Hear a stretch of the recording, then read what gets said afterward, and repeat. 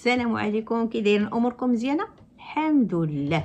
قصتنا اليوم على اميره بنت حماد، تونسيه وكانت قرايه. الحلم ديالها انها تولي مضيفه طيران، وتقبلت في واحد الشركه ديال الطيران في الامارات، ومشات واستقرت في دبي في 2013. أميرة كانت مهووسة بالتنجيم وقراءة الكف، وكان عزيز عليها تعرف داكشي اللي غيوقع قبل ما يوقع. تعرفت أميرة على واحد الخبيرة في الطاقة الروحية. أميرة ولات كتحضر جلسات ديال الطاقة الروحية، وكانت مجتهدة في هذا المجال هذا، وبغات تعرف عليه بزاف وبغات تخصص فيه. مشات لإيطاليا وبدات كتحضر الجلسات وكتقرا على الطاقة الروحية. من بعد شدت شهادة، ولات خبيرة في الطاقة الروحية. رجعت للإمارات ودارت محل أو مركز ديال الطاقة الروحية، ولاو الناس تيجيو عندها. الأغلبية ديالهم كانوا عيالات كتعالجهم بالموسيقى وباليوغا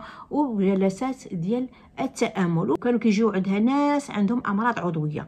كيفاش كتعرف أميرة المرض ديالهم؟ وكما قالت انها عندها كود او مفاتيح الجسم ديال الانسان، ديال داك المريض اللي تيجي عندها، وكتعرف الرضيين ديالو الحمض النووي، ومن ثم تتعرف باش مريض وكتعالجو بطريقتها. ربحات اميره فلوس كثيره من هاد الخدمه هذه اللي ولات كديرها، وولات معروفه ومشهوره، وصادفوها بزاف ديال القنوات كانت كتشرح فيهم كيفاش ان الانسان اللي عنده طاقه سلبيه كيفاش انه يقدر يحولها او يبدلها لطاقه ايجابيه. في 2017 تعرفت اميره على واحد المهندس مصري، تزوجت به، وفي 2020 ولدات بنتها يارا. 2021 عيطت لها الخبيره صاحبتها، قالت لها راه خبير ايطالي غيجي يدير جلسات في واحد الاوتيل حدا الاهرامات، ضروري خصك تجي تحضري. مشات اميره وحضرات الجلسات ديال داك الايطالي اللي سالا، وبغات تمشي في حالها. قصد هذاك الخبير وجا لعندها قال لها غمضي عينيك. غمضات اميره عينيها وحط يدو على راسها وبدات يقرا عليها شي كلام هي ما فهماتوش. ملي حيد يديه قال لها انا راه خرجت منك ديك الطاقه السلبيه وبدلتها لك بطاقه ايجابيه، ومشى في حاله. هنا اميره دارت عند ديك صاحبتها وقالت لها علاش هذا الخبير اختارني انا، علاش ما اختارش شي واحد من ديك المجموعه اللي هي 15 واحد من بينهم 6 ديال المصريين. قالت لها الخبيره هذا الخبير راه شاف شي حاجه ما شافاش فينا حنا، انتي راه عندك قدرات وانتي راه صاحبه كرامات، داكشي علاش اختارك. هنا اميره ردات عليها وقالت لها واش شفتي داكشي اللي شفت؟ قالت لها الخبيره شنو شفتي؟ قالت لها انا راه شفت سيدنا عيسى وسيدنا موسى لابسه الابيض وقالوا لي باللي انا هي مريم العذراء. الخبيره قالت لها سعداتك. ولات اميره كتواصل مع هذا الخبير الايطالي، كيصيفط لها ميساجات في الواتساب، قال لها انا اللي خلقتك. هنا اميره فضات الكلام ديال هذا الخبير ما قبلاتوش، هو يقول لها انا هو المهدي المنتظر وانتي هي مريم العذراء. قال لها انا راه شحنتك بالطاقه الايجابيه وحيت لك الطاقه السلبيه، لدرجه ان اميره في كل مره كانت كدابز مع راجلها كان هذا الخبير الايطالي كيصيفط لها ميساج في الواتساب وتيقول لها بركه مصدع نقصي من اللغوات، راكي كتصدعيني ما تتخلينيش نعس. اميره استغربت الكلام ديال الخبير الايطالي كيفاش انه كيعرف اشنو كيطرا في الدار ديالها. في 2023 رجعات اميره وراجلها وبنتها يستقروا في مصر. عجبها اميره الحال ودارت اعلان ودعايه المهنه ديالها وبدات كتعالج الناس في الدار ديالها. لاحظ راجلها بان مراته اميره في بعض الاحيان تتكون مرفوعه كتهضر غير بوحدها.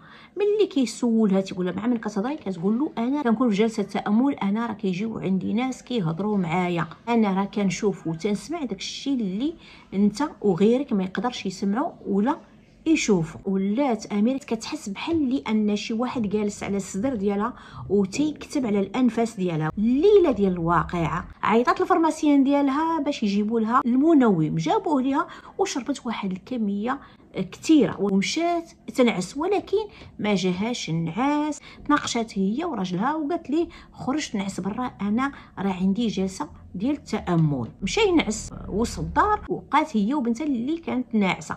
هنا في هذه اللحظه هذه اميره حسات باللي وحي جاها من السماء نزل عليها، باللي انت هي مريم العذراء وجا الوقت باش تمشي للدنيا اخرى غير الدنيا اللي انت فيها، اللي عامره بالشر وعامره بناس خايبين واشرار، وخاصك تدي معاك اللي عزيز عليك. اميره ما كان حتى شي واحد عزيز عليها من غير البنت ديالها يارا، اللي جابت واحد الصاك ديالها، حيدت الصمطه ومشات لعند بنتها اللي كانت ناعسه وقجاتها وخلاتها جثه هامده، ومشات جابت سموس وبدات كضرب في راسها. هنا راجلها سمع الغوات، جات تيجري تلقى مرتو شاده موس تضرب في راسها، بدا تيتقاتل معاه حتى سيطر عليها وحيد ليها الموس وعيط لومبيلونس. جات لومبيلونس وهزت اميره داتها للسبيطار وهي غايبه على الوعي. ملي مشى يفيق بنته باش يديها ويتبع مراتو للسبيطار كيلقى بنته مقتوله. اميره ملي فاقت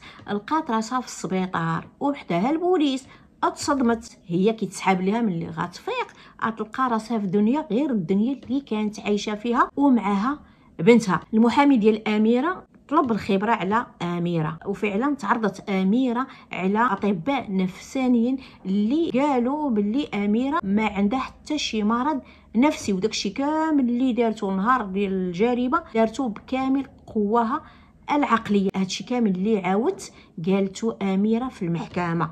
هذاك الخبير الايطالي كان مسيطر عليها ذهنيا وجسديا، كيتحكم فيها كما بغى، وداكشي اللي كيقولوا لها كانت اميره كتطبقه، وهو اللي خلاها ترتكب الجريمه وتصفيها لبنتها وتحاول انها تنتحر. السلام عليكم.